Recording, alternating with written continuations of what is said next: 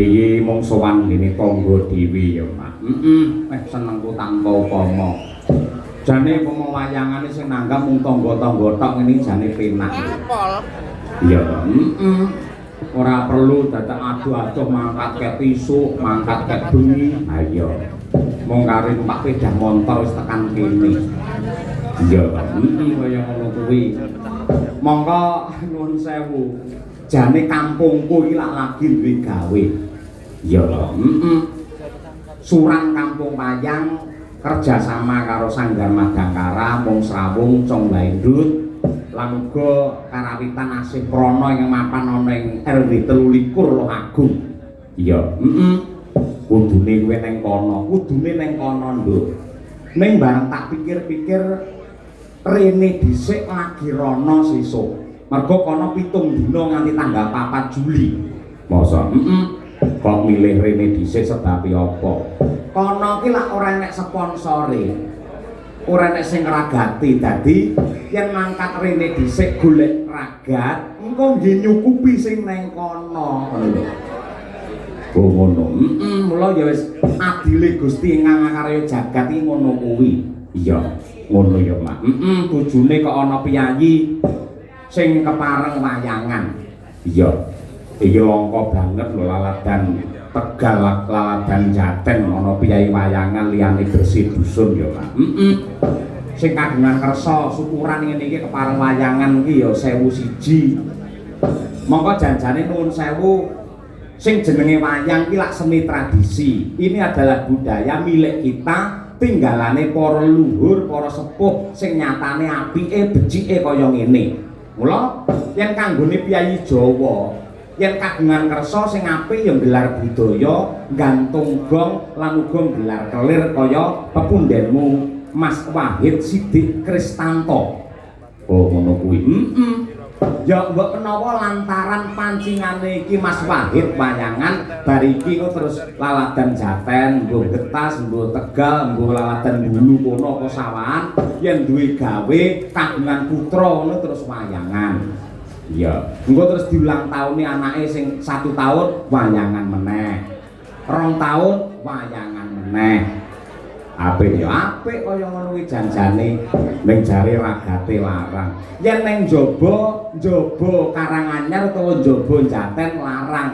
Yen kanggo piyayi laladan kene ing wilayah Desa Jaten tak umumke pisan, ora nganggo anggaran sing larang-larang. Tumrape kanca-kanca kabeh, dulur-dulur kabeh wong Jaten yen butuh wayangan Cahya Kuntadi ora perlu mbayar penuh, cukup mbayar 50%.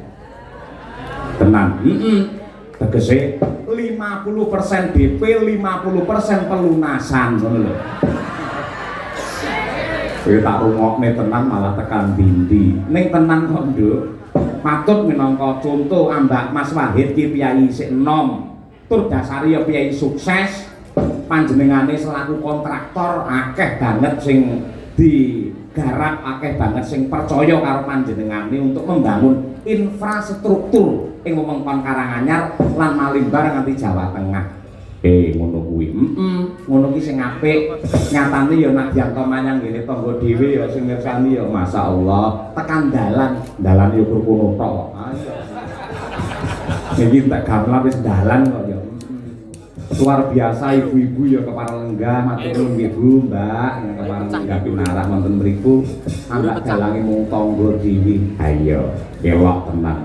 Becik. Tegese wis cetha ngiglo tanpa warana, lamun Raka Mas Wahid Sidik Kristanto adalah salah satu penggerak dan promotor lestarinya budaya wayang. Tepuk tangan untuk Pak Wahid. Iya, Mayem. Dasare ya didukung karo garwane. Sapa? Ya kuwi Mbak Yu Ice Ernawati Dwi Haryani. Oh iya. Urung karuan lho Mak, yen ora didukung karo garwa iki Kyai Kakung iso wayangan. Ah to? Iya. Wong nyatane akeh kok sing kakung seneng wayang terus gandoli karo sing wedok. Ora sama enggak wayang Mas, ngopo tok larang gitu ku gelangku ae lho timana enggak wayang. Iya, ngono kuwi. Lek ora bener-bener Mbak Ice iki piyai sing legowo, bekti marang kakung, mokal bisa kelakon. Iya, dasare dipangestoni karo Mbah Suhardi pisan. Ambak piyai sepuh ning yen karo wayang jam sangat keranjingan kok Mbah Hardi. Iya Mak, iya. Dalam rangka iki tasakuran no, tasakuran ya kena diarani ngluwari nadar utawa kaul.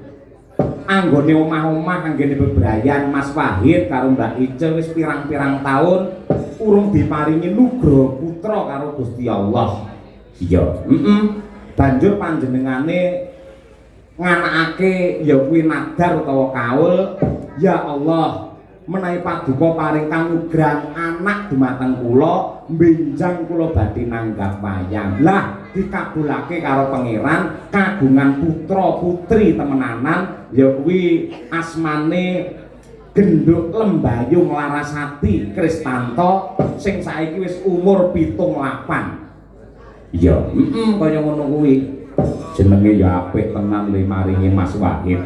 Lembayung Larasati Kristanto. Lah, piyai Jawa ki ya ngono kuwi lho, Nduk. Kudune ya sing jawani. Yang jenenge anak ya ngene iki wae, Lembayung. Lho kaya ngono kuwi. Larasati kuwi jenenge wong Jawa. Wong Getas, wong Hulu, wong Tegal. Jenenge anak ya Mikael. Gabriel, ayo, Jackson, ayo, ayo, ngono kuwi, wong Jawa ya.